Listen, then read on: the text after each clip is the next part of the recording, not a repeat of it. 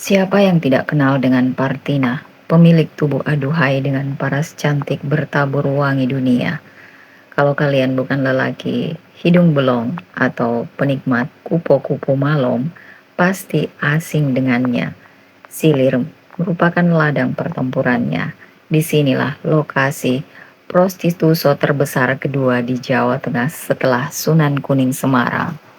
Kemolekan tubuh Partina sanggup merontokkan benteng keimanan seorang manajer hotel terbesar di kota ini. Bukan itu saja, seorang pejabat tinggi tingkat provinsi menjadi goblok ketika merengek-rengek minta menyusui. Itu terjadi ketika era pejabat Orde Baru masih bisa berkacak pinggang dengan pangkat kedudukan.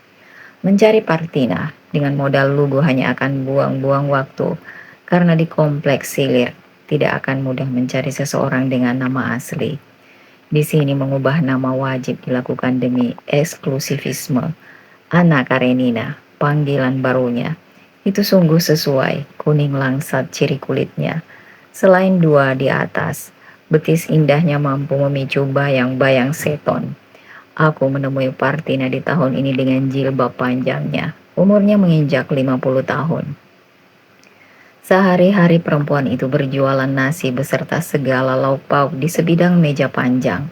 Cerita mengenai dirinya seperti kita menonton sinetron. Aku bahkan berpikir salah satu sinetron yang pernah tayang di layar televisi mengadopsi kisah tragis perempuan dari sumber lawang Seragen itu. Usianya masih sangat muda ketika ladang prostitusi ia masuki. Perkawinan dini ia pelopori. Bapaknya menjadi pintu pembuka tragedi hidupnya. Perjodohan dengan belantik sapi dari dusun Alas Kobong awal dari malapetaka. Hanya bertahan 4,5 tahun dia menjadi istri gomblo. Cerai terjadi karena suaminya gemar judi hingga pilar ekonominya runtuh. Harta benda yang dimiliki ludes semua tinggal celana yang dipakai. Bahkan dirinya pernah dijadikan pembayar utang karena kalah jutaan rupiah. Tubuhnya digauli sampai merasakan kesakitan. Disinilah dendam membara menguar. Akumulasi.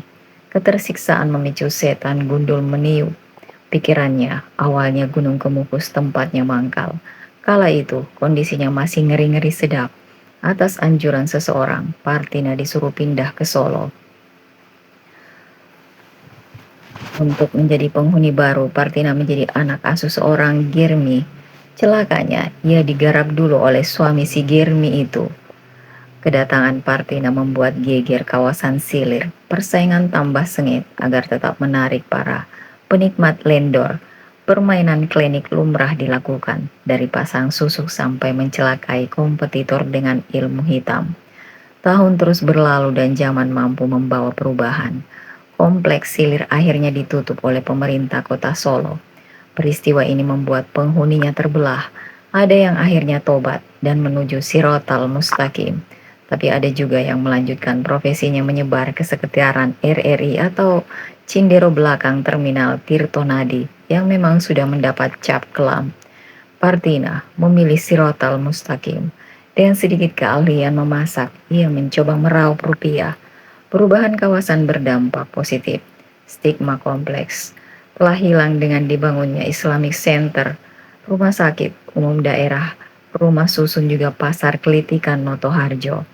Perkenalan saya dengan Partina atau dipanggil Mbak Tin karena tugas dan pekerjaan kantor. Saya dan rekan sering makan di warungnya. Keakraban itu berlanjut karena saya juga relawan di masjid dalam program belajar membaca Al-Quran. Mbak Tin, salah satu dari puluhan perempuan yang ikut program itu. Secara usia, Partina telah memasuki usia senja, tapi secara fisik, ia lebih muda dari usianya. Tutur katanya yang halus menjadi poin unggulan di samping lainnya. Kadang beberapa mata masih terkunci oleh kecantikan perempuan berhijab. Partina belum habis. Ia memicu sedikit tensi. Status janda malah mengibarkan posisi perempuan baya itu pada bintang 4. Kedekatan saya menguak ragam cerita seputar dirinya. Beberapa lelaki mencoba melamarnya, dari drive ojol, pemilik kios pasar, pedagang rongsok, bahkan lurah pasar hingga ustadz. Semua ditolak, batinku bersorak. Kalau Mbak Tin saya lamar bagaimana? Dik Angga sukanya menggoda, sudah jangan diteruskan. Saya serius. Sosok Mbak Tin berhasil memaksaku bertekuk lutut. Dari mengajarinya Iqra hingga mampu membaca Al-Quran membuahkan kedekatan. Sebuah cubitan di lengan, awal aku memikirkan keberadaannya. Cubitan membekas hingga daya gempurnya menusuk hati. Disinilah iblis berhasil mengomporiku. Mbak Tin simbol syahwat bagi pemuda 30 tahun. Sebuah lubang menjadi akses buat melampiaskan kebesokan melihat kesempurnaan perempuan itu. Lubang di pintu kamar mandi yang areal dengan warung menjadi lubang iblis. Diameter 0,5 inci, menyulut api neraka berderak-derak. Beberapa kali kesempatan aku ambil. Seton sedang mendebat sekutu baru, hingga akhirnya lubang itu sanggup mematukku. Cairan pedas menusuk mata keluar darinya. Aku gelagapan, panik. Jemari mengucap pelupuk mata. Aku berlari sempoyongan mirip tentara kalah perang. Menjauh dari arena tragedi memalukan. Laku busuk, ketahuan, anak muda. Kejadian itu memaksaku menghilang beberapa hari. Tidak berani kembali ke warung. Tidak berani menatap wajah siapapun di masjid. Setiap azan terdengar seperti tuduhan. Setiap ayat yang kubaca kembali menusuk mataku. Bukan karena pedih tetapi karena malu. Aku dibuat terpekur. Aku telah jatuh sejauh-jauhnya. Dan seperti orang jatuh, aku menyalahkan segalanya. Iblis, nafsu, lubang sialon itu kecuali satu, diriku sendiri. Hingga hujan gerimis di suatu sore menuntunku kembali ke Silir. Bukan untuk makan, tapi untuk memastikan sesuatu. Warung itu masih buka, meja panjang, nasi mengepul, sayur dan lauk pauknya tertata rapi. Harumnya menjajah lubang hidung. Dan Partina duduk seperti biasa, jilbabnya mengunci wajah teduhnya.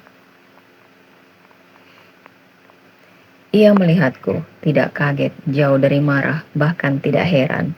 "Matamu kenapa, Dik?" tanyanya pelan. Aku tercekat. Pertanyaan itu seperti sebuah pukulan balik yang belum selesai dilancarkan. Menohok, aku menunduk, lidahku lumpuh dan tanpa rencana air mataku jatuh.